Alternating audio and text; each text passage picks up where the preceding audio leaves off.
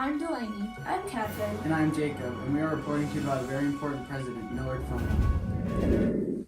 On January 7, 1800, Millard Fillmore was born in Cayuga County, New York. He was born to a poor family that had a farm. As a young child, he worked on the family farm. At the age of 19, he moved to Montville, New York, where he later got a job at a law office. At age 19, he met his future wife, Abigail Powers. In 1828, he was elected to the New York State Legislature as a member of the Anti-Masonic Party. He later became vice president. He was vice president to Zachary Taylor. Why don't we go to Delaney and Catherine with his political career? Jacob. Fillmore was the second vice president of the United States to become president when Zachary Taylor, the 12th president, died. He was elected vice president in 1848, and he was elected president in 1850.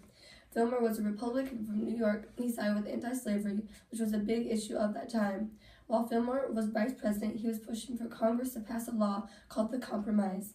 Then, just 2 months after being elected, he passed it. He thought the compromise would solve the slavery issue once and for all, but he was wrong.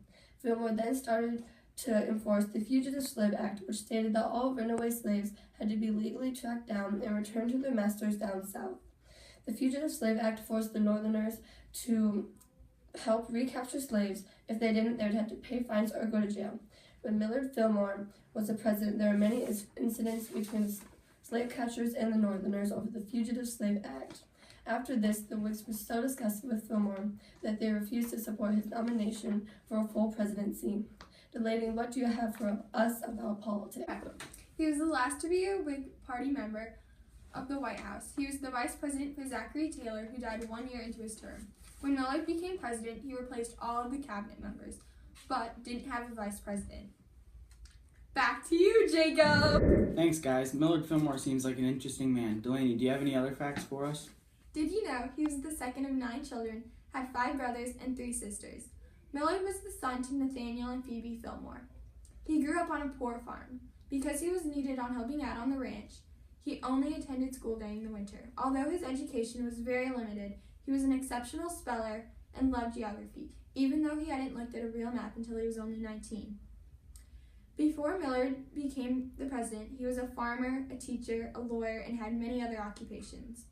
In 1826, Millard married Abigail. They had 2 children together, Millard Powers Fillmore and Mary Abigail Fillmore. His wife, Abigail, set up the very first library in the White House. In 1853, his wife passed away. 5 years later, he remarried Caroline Film. Millard Fillmore is known for the approval of the Compromise of 1850.